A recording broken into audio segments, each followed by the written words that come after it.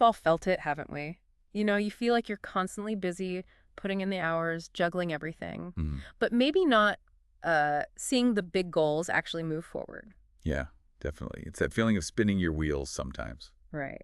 So today we're digging into a productivity approach, well, inspired by someone who seems to operate on a completely different level, Elon Musk, managing multiple massive projects at once. Exactly. We've been looking at this source, El Método Musk. Planifica tu día en 5 pasos para máxima productividad. It's basically breaking down the principles behind his, well, frankly, his insane output. Okay. But the idea here isn't, for you to suddenly start running SpaceX. Probably not realistic for most of us. Probably not. It's more about finding the core actionable things you can take away, practical strategies for your own work, Right. without, completely burning out. Okay, let's unpack this then. The source mentions the sort of foundational philosophy behind his methods. What does that boil down to? Well, it seems to center on 3 main things. Yeah. Really intense focus, rigorous prioritization, Okay. and building highly effective systems. It's about putting your energy where it counts and having frameworks to make things happen smoothly. Or as smoothly as possible when you're, well, him. Right. Makes sense. Systems are key. Precisely. And the method itself, the source breaks it down into 5 steps. The first one really underpins everything else. Ruthless prioritization. Ruthless prioritization. Okay. And it ties directly into something many people know, the Pareto principle, the 80-20 rule. Ah, right. The classic 80-20, like 80% of your results come from just 20% of your effort. Exactly. So the first step in this Musk method is really nailing down that critical 20% for yourself. What actually moves the needle? And how do you do that practically? Well, the source suggests this exercise. Yeah. Before you go to bed, identify the, say, 3 most critical tasks for the next day, the ones that will give you that 80% progress. Just 3. Okay. Yeah. So forcing you to focus. Yeah, and it's also about elimination. This is interesting. Apparently, Musk uses this filter question. The source gives it in Spanish. ¿Esto acerca mis metas o es solo ruido? Does this bring me closer to my goals, or is it just noise? Exactly. Applying that filter to, well, everything.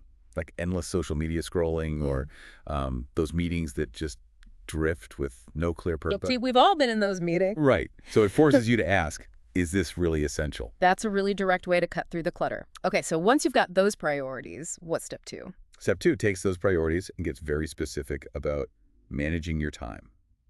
Extreme time blocking. Time blocking. Heard of it, but extreme. Well, maybe extreme just means really disciplined. It's not just vaguely setting aside time, it's allocating very specific slots for specific tasks, almost like planning your day in 5 or 15-minute increments. Wow, that granular? Apparently, yes. The source gives an example. Schedule blocks for deep work on those critical tasks we just talked about. Very short blocks for checking email, but only urgent stuff. Time for exercise, even time for creative thinking. It's all scheduled in. And you'd use tools for this, I assume, like a calendar. Yeah, definitely. Things like Google Calendar, or the source mentions Clockify as well, for actually tracking how long you spend in each block. Ah, tracking too. So it's not just planning, it's monitoring. Exactly. It turns that plan into like appointments you have to keep with yourself. Well, It adds that layer of commitment. I can see that, making it real. Okay, so prioritize, then block out time. What's step 3? Step 3 is all about protecting that blocked time. Minimizing distractions to get into that state of deep focus or deep flow. Deep flow. Okay. The source actually calls it Moto Tesla, which I kind of like. Ah, Tesla mode. Nice. Activate intense focus. Pretty much. Mhm. And the tactics are practical things we probably know we should do but often don't. Like what? Like silencing notifications. Big one. Using browser extensions. Stay Focused is one they mentioned, to physically block time-wasting websites. Oh, yeah, the social media black holes. Exactly. And also creating the right environment, clean workspace, maybe using white noise. They even suggest a specific Spotify playlist called Focus Flow. So it's about controlling your external and internal environment for concentration. Precisely. Which leads nicely into step 4, which looks at your personal energy and rhythms. They call it Musk's biohacking. Biohacking.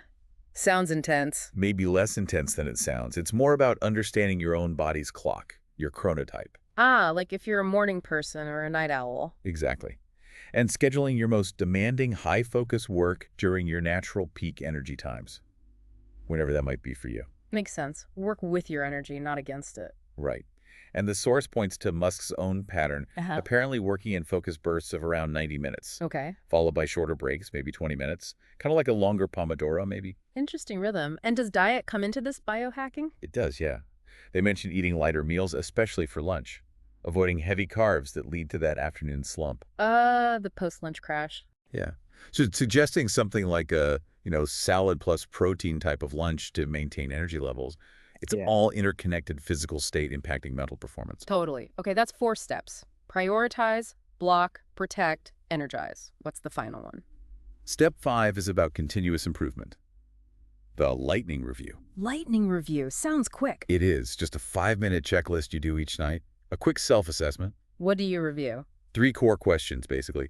What did I actually get done today? What went wrong or didn't go to plan, and why? And crucially, how can I optimize things for tomorrow? Like a mini retrospective every single day. Exactly. It builds that continuous feedback loop right into your daily routine, keeps you adjusting and refining. I like that. So these 5 steps, prioritize, block, focus, energize, review, they create quite a system. They really do. And what's interesting is how well this whole process maps onto another familiar framework, SMART goals.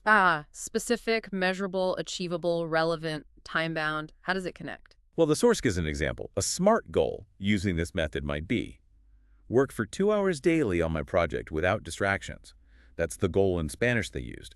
Trabajar 2 horas diarias en mi proyecto sin distracciones. Okay, so that's specific. Right. Measurable. Yeah. You could use a time tracker like Tidal Track or Clockify, like we mentioned earlier. Ranked achievable. Maybe you start with shorter blocks like 25-minute Pomodoros and build up to the 2 hours, making it realistic. Relevant. It has to be tied to a bigger objective, like launching your business or finishing a key piece of work. Makes sense. And time-bound. You could set it as, say, a 30-day challenge, gives it a deadline.